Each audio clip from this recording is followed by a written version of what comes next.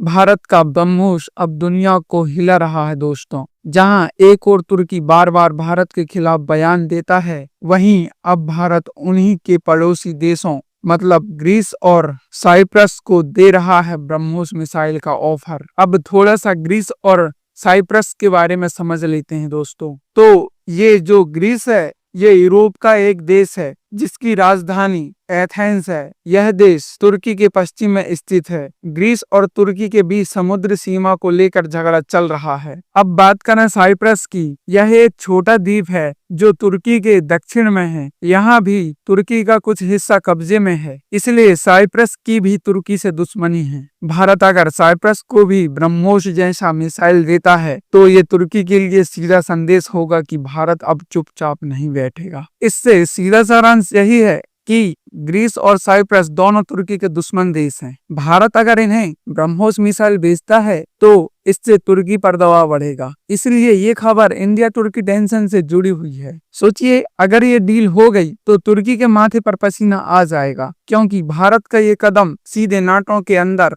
हड़कंप मचाने का है। तो आखिर ये ब्रह्मोस डील क्या है, भारत ने ऐसा कदम क्यों उठाया और इससे यूरोप और नाटो में कैसे हलचल मच गई, आज हम आपको बताएंगे पूरा सच विश्लेषण के साथ। तो चलिए, वीडियो शुरू होने से पहले चैनल को सब्सक्राइब जरूर करें। तो सबसे पहले जानते हैं ये ब्रह्मोस आखिर है क्या। ब्रह्मोस एक सुपरसोनिक क्रूज मिसाइल है जो भारत और रूस ने मिलकर बनाई है। इसकी स्पीड आवाज से लगभग 3 गुना ज्यादा है और इसकी मारक क्षमता दोस्तों 400 से 500 किलोमीटर तक। मतलब दुश्मन को वार करने से पहले समझ भी नहीं आता कि हमला कहां से हुआ। भारत इस मिसाइल को अपनी सुरक्षा के लिए नहीं बल्कि दोस्त देशों को बेचने के लिए भी तैयार है। फिलीपींस को भारत पहले ही ब्रह्मोस दे चुका है और अब नजर है यूरोप के 2 देशों पर, ग्रीस और साइप्रस। अब ये समझना जरूरी है कि भारत इन दोनों देशों को ब्रह्मोस क्यों देना चाहता है। दरअसल ग्रीस और साइप्रस, जैसा कि हमने वीडियो के पूर्व में समझा, ये तुर्की के दुश्मन देश हैं और तुर्की बार बार उनके समुद्री क्षेत्र पर दबाव डालता है, यहाँ तक कि कई बार नौसेना आमने सामने तक आ चुकी है। अब भारत का ये कदम यानी ग्रीस और साइप्रस को ब्रह्मोस देने का तुर्की के लिए किसी झटके से कम नहीं, क्योंकि तुर्की ने कई बार भारत के खिलाफ पाकिस्तानी का साथ दिया है, कश्मीर पर बयान दिया है और भारत को यूएन में घेरने की कोशिश की है। भारत अब दुनिया में सॉफ्ट स्पोकन देश नहीं रहा। अब भारत की विदेशी नीतियां साफ हैं। जो भारत के खिलाफ जाएगा वो हमारे दोस्तों को ताकत पाते देखेगा। ब्रह्मोस सिर्फ एक मिसाइल नहीं, ये भारत का डिप्लोमेटिक वेपन है, जिससे भारत अपनी विदेशी नीति को और मजबूत बना रहा है। गौर करने वाली बात है, ग्रीस के पीएम ने हाल ही में भारत की यात्रा के दौरान रक्षा सहयोग की खुलकर तारीफ की थी और साइप्रस ने तो खुलकर कहा, we trust India more than anyone in Asia. इसका मतलब साफ है, भारत अब पश्चिमी देशों का सिर्फ टेक पावर नहीं बल्कि डिफेंस पार्टनर भी बन चुका है। तुर्की जानता है कि अगर ग्रीस और साइप्रस के पास ब्रह्मोस आ गई तो भूमध्य सागर में